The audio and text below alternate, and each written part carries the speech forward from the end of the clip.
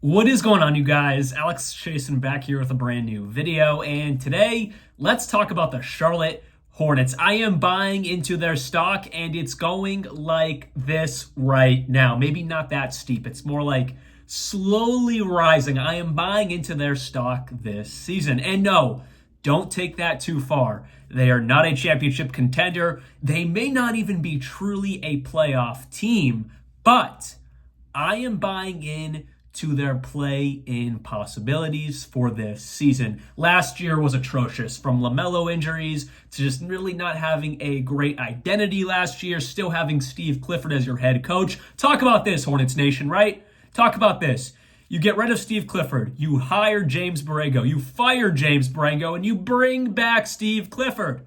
Come on now. Come on now. That was a bad decision from day one. They finally move off of Steve Clifford. I believe he's still in their front office. No bad blood there. But it's like, why are you bringing in a 60-plus-year-old man to coach these young guys and try to build something there? Never understood it. It just means they had no plan after James Borrego, or they just didn't like the market of head coaches. Either way, that's over with. They bring in Charles Lee now, bringing a fresh identity to the situation. Last year, they went 21-61, atrocious, terrible, no growth whatsoever because of injuries and like what I just said about Steve Clifford. But they have a fresh, first-time head coach in Charles Lee. And he sat behind some really good coaches as an assistant. Last year in Boston with Joe Mazzulla, won the championship. A few years back with Mike Budenholzer, they won the championship. So he's a two-time champion, and he's only 40 years old. If I had to guess, he's probably a top 5 youngest head coach in the NBA. I know Joe Mazzulla's in his 30s. I know Mark Daigneault is in his late 30s, if not mid-30s. He's really young. If I had to guess, Charles Lee is in the top 5 for one of the youngest head coaches in the NBA. And if this man can actually coach, which has to be proven this year, of course, it's his first time actually running a team, that's awesome. Having a young head coach that can build with this young core, talk about building an identity that can last for 10 plus years. That is perfect for the Charlotte Hornets. So that's at the top. It starts at the top with the head coach, and I believe they have found a guy that they can build a lasting identity and culture with, and that's where it starts. But now let's go to this team, because that's really what matters. How can this Charlotte Hornets team actually improve from 21-61 to maybe a play-in, if not sneak their way into the playoffs? The first and most important thing that comes to mind when thinking about what can make the Charlotte Hornets improve a ton this year, it's Lamelo Ball. By far, it's Lamelo Ball. Last year, he played 22 games. 22 games. The year prior to that, 36 games. 36 games and 22 games in back-to-back seasons. That doesn't even equal a full season. That doesn't even equal 82 games. That equals 58 games. He has played 58 games in the last 2 seasons. You can't have that. He has been riddled with ankle injuries. He's never played a full season. His best year was his second year, where he played 75 games. I mean, that's pretty darn close. I'll give him the benefit of the doubt for that one. He played 75 of 82 games. His rookie year, he played 51 games, but he's never been truly healthy. But the one year he's been relatively healthy, that being his second year, where he played 75 games, he was an all-star. He averaged 20 and 8, 2.5 steals, 7 rebounds. A really good campaign for Lamelo Ball, and that's basically his baseline. His baseline is around 20 and 8 assists, 6 or 7 rebounds. That's a really good baseline, and it's only going to get better if he's healthy. That is the number one thing that has to go right. Lamelo has to be healthy. Like I said, he's been riddled with ankle problems. There were some reports over the summer where he's figured it out, different ankle braces, different shoes, and I hope it works out. But they're nothing without Lamelo Ball. This is a team that is a rebuilding team. They're on the rise. They have really good young pieces, a good young nucleus, and Lamelo Ball is at the helm of that. He has to be healthy. That is most important. The second thing that makes this team really interesting and possibly in the right direction is the guy I have right behind me. I am a huge Brandon Miller fan. He was a freshman when I was a freshman here at the University of Alabama. I got to be around him a little bit. I got to see him on the court in real life. Brandon Miller is a pure bucket. He is exactly who he looked up to as a kid. Paul George. He's not Paul George yet, but he is working his way there every single game. Brandon Miller is a menace. 3-level scorer, versatile wing, lanky wing, can shoot over anyone, can shoot off the dribble, can create his own shot. In his rookie season, he averaged around 17 points, 4.5 rebounds, 2.5 assists, 44% from the field, around 38% from three. Do you expect much more from a rookie? I don't know. That was a really, really good rookie campaign for Brandon Miller, and it just proves that Lamelo Ball and Brandon Miller are the two stars of this team. If Lamelo Ball can take that top 5 point guard jump, or at least just reclaim his spot as a top 10 point guard, Brandon Miller can get his PPG to around 22, maybe 23. I think it's possible. I mean, he's just a pure bucket. He is a pure bucket. It's not hard for him to score points. This team is going to be really, really solid. I'm not going to say good. We've established they're not going to be good, but they'll be really, really solid and on the rise in the right direction for future seasons. On top of that, Lamelo Ball and Brandon Miller only played 19 games last season together because of, Lamelo's injuries and all that. So not a lot of tape on them together, but what I will say is Brandon Miller doesn't have to always create his own shot. He did that consistently no matter who the guard was he was playing with last year. He does it consistently. He can just sit in the corner.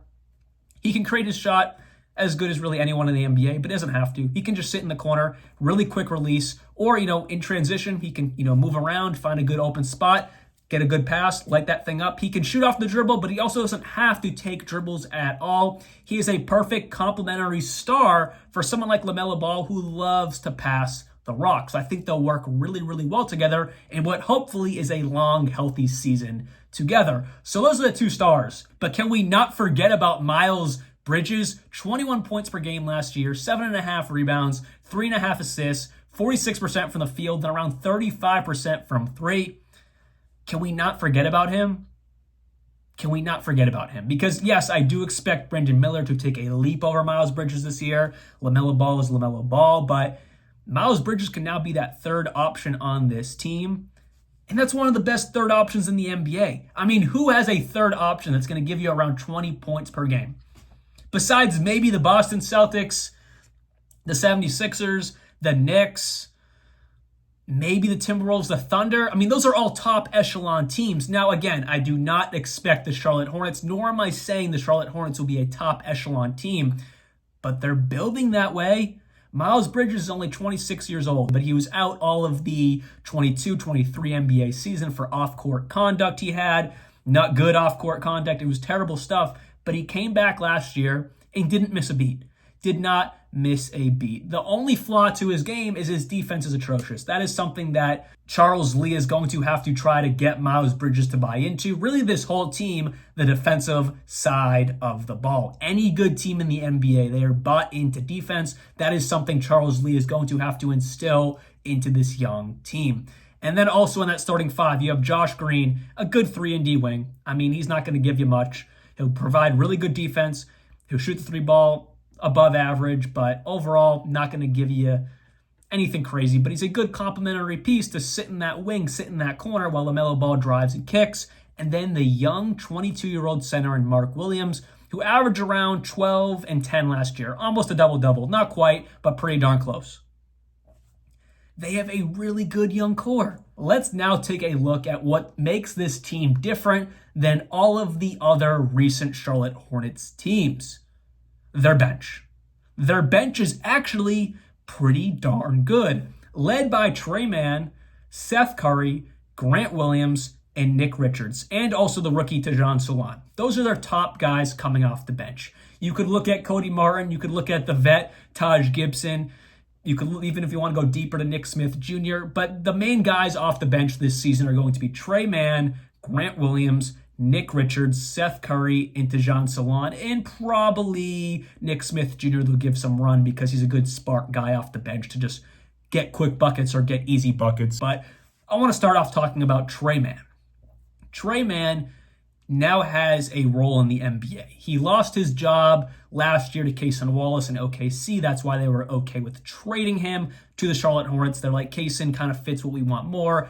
A little better defensively, can just sit in the corner, doesn't really have to create his own shot like a Trey Mann type of player. But now he's in a role, Trey Mann, where he's allowed to create his own shot. sixth man role. Tre Mann is a bucket getter. He's a solid playmaker, solid defender, a perfect sixth man for a team that is trying to be somewhat interesting this year. Awesome job there. That was a great trade. They definitely won that trade last year because they got Tre Mann, Mitchit, he's still all right. He might get some minutes in this rotation, for Gordon Hayward, and Gordon Hayward just retired. They definitely won out on that side of the deal. Continuing, Grant Williams. I didn't really like his fit in Boston, but on a young team like this, I'm not going to say great, a solid 3-and-D guy. He'll give you good defensive energy. He'll give you a good identity push to what coach is trying to push on the team. He'll be a good vocal leader. He'll also hit some threes in the corner. He's a good overall role player to come off the bench. They never had that in Charlotte in a very long time. Nick Richards, another big body, 7 feet tall, averaged around 8 and 8 last year for the Hornets, a great backup center. The Hornets have a really good center situation, both relatively young. Mark Williams is much younger, but they both can give you around, not quite, but around a double-double each game, and they're both very solid. Seth Curry is a great bucket getter, and then someone who has surprised me in preseason is their 6th overall pick, Dejan Salan. And I honestly just didn't expect too much. Maybe that's just me. I know he was the 6th overall pick, but I just didn't expect to see him be pretty darn good off the rip. In one of the preseason games, 13 points, 3 for 10 from 3, 5 for 12 from the field, 5 rebounds, 1 assist, 1 steal. In another one against the Heat, he put up 15 points, 4 for 7 from 3, 5 for 9 from the field, 8 rebounds, 3 assists, 1 steal, with only 2 turnovers. That's not bad at all. He has been probably one of my biggest surprises out of any rookie in Summer League. In preseason. I just really had no expectations for him. I think it's mostly due to the fact I didn't know a lot about him before all the mock drafts came out. A lot of the other guys played college basketball. I was watching them. But some of these overseas guys, I don't have as much tape on them. But he has been a big, really good surprise for the Charlotte Hornets, which just adds to their bench depth. And maybe at some point in the season, he slides into that starting 5 for Josh Green.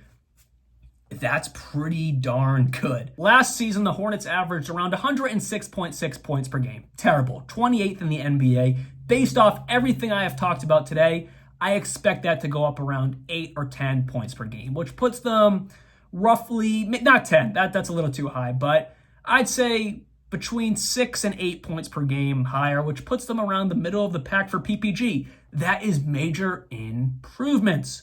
Just based off Lamelo Ball being healthy, Brandon Miller, his second year in the NBA, I think it can shoot up 8 points per game relatively easily. So I am really high on the Charlotte Hornets stock for this season to maybe become a playoff team. If you look at last year's standings to close the video, the 9th and 10th seeds were the Chicago Bulls and the Atlanta Hawks.